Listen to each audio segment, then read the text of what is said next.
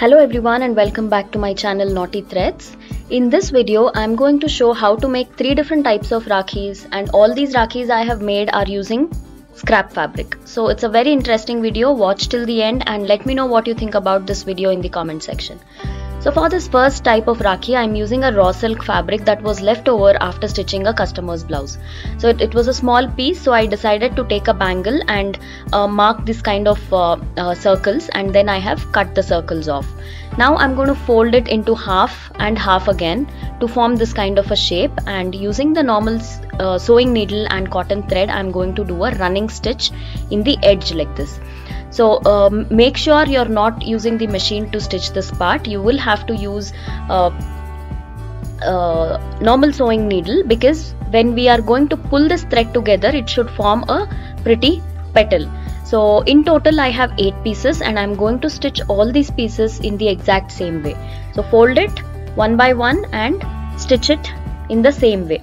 So make sure the stitches are pretty loose, because you will it will be easy to pull if the stitches are loose. So this is the second petal. You can do this flower with any number of petals you want. So I am doing this flower using 8 petals. I have stitched 6 and I'm left with 2 more. So I'm just going to repeat the exact same thing to finish the flower. And I have used raw silk material, but you can use any material of your choice to do this. You can use brocade, you can use tissue, net, organza, or whatever fabric that is lying around. A small piece also would do, and the size of the circle also is completely up to you. So now I'm going to just put a couple of stitches to the first and the last petal like this, so that they are all intact and it forms a perfect flower.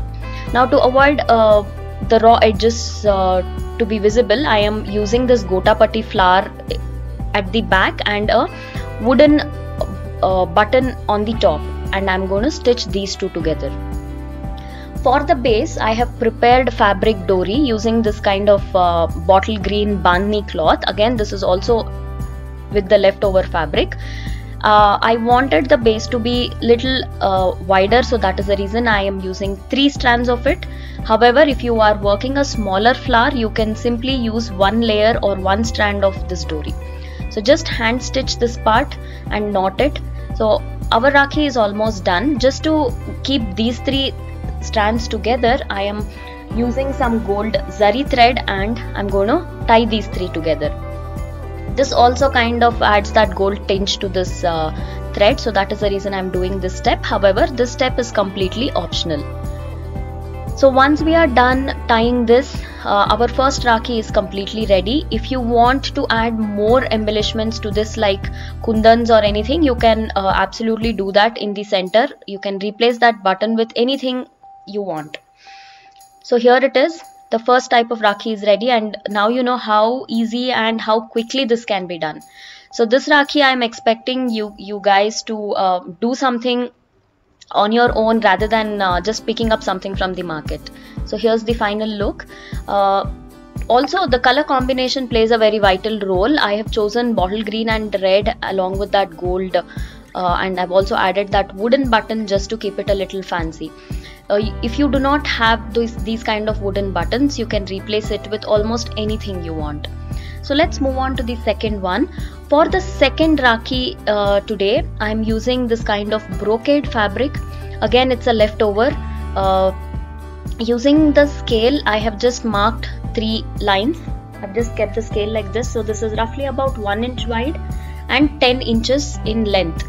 So 10 inches long and 1 inch wide.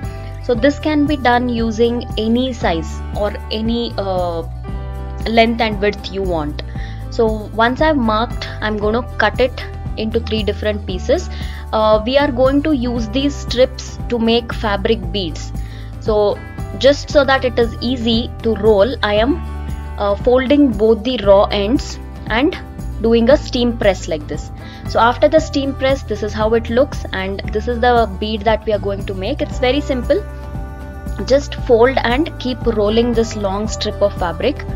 So keep rolling as long as you run out of fabric. So fold the raw edges neatly inside, tuck it in, and then using a normal sewing needle you will just stitch it like the way I am doing, and wind the thread in the center so that it pinches the center of the fabric and creates a nice shape. Adding bead is completely optional. I just wanted to add so that it doesn't look plain. So the same way I'm going to prepare one more bead, and then we are going to stitch all these three together on the dory. Now here I'm using the same bandhani dory. I have made 3 strands and I have braided it just to give it a different look. Now figure out the center and then stitch the first piece in the center and the other 2 pieces, one on the left and one on the right. Again, I'm doing all this using the normal sewing needle and cotton thread. So stitch it 2 to 3 times so that it is intact and it doesn't come off. You can do this one next to the other, and if you feel doing the dory and then braiding it is a lot of task, you can simply use some satin tape or tissue tape as the base as well. So it looks really pretty and different also. You can add any type of beads of your choice into the dory, but I want to just keep it simple, so I am just winding it like this at 2 different places on each sides using the golden zari, just to give it that traditional authentic Rakhi kind of look. And that's it, your second Rakhi is also done. So just using little bit of leftover fabrics and scraps, you can create beautiful Rakhis like this.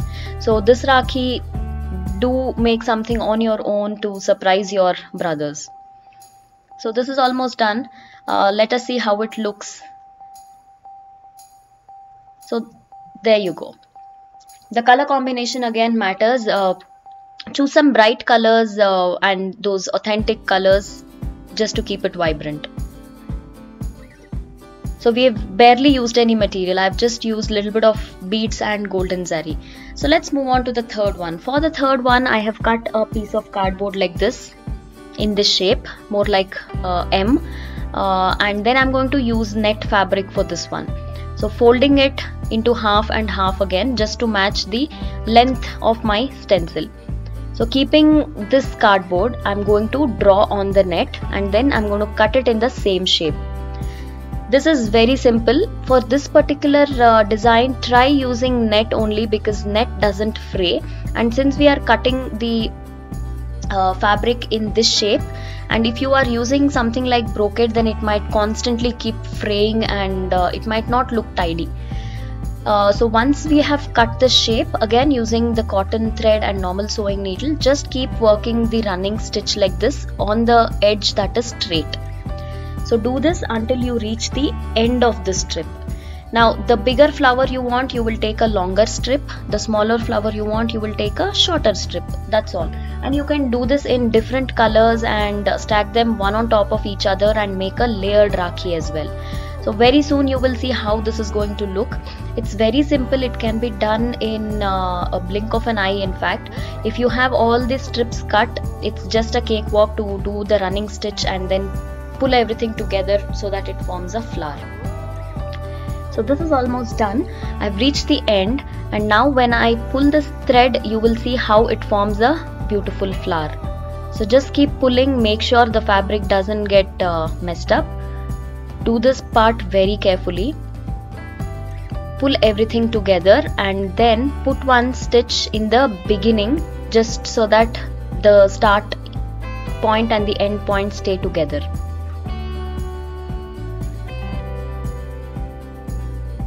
So just stitch these two together so that it forms a perfect circle. So once this is done, we will add a gotapati flower as the base and some embellishment on the top. Now for this particular design, you can try adding a Rudraksh bead or pearl bead or anything of your choice. So I'm adding this gota flower as the base and a wooden button on the top. And the dory, I have just made 2 strands of dory using the matching color. Since I had used contrast color for the first 2, I thought of going with the self color for the third one. And after stitching this wooden bead, I thought it's looking plain, so I decided to add these beads like this from inside the wooden button to the outside. So each time I pick up 3 beads and I stitch it from the inside to the outside. So once this is done, I'm going to fix this at the to the center of the dory, and to finish it off, I'm also going to add some ready-made tassel just to give it little fancy look. So here I've marked the center. I'm going to hand stitch it, and then finally we will add the tassel, and our third Rakhi also will be done. So all these are created using the scrap fabric. Can you believe that? And trust me guys, it looks really pretty. It's better than any Rakhi that you pick up in the market. So do give it a try. As and how you keep trying, you yourself will come up with a good number of ideas. So here I'm just adding this ready-made tassel, folding the thread and tying it off with some matching cotton thread. And with that, the third Rakhi is also done. So it's very easy to make these. So avoid buying ready-made Rakhis and do give it a try.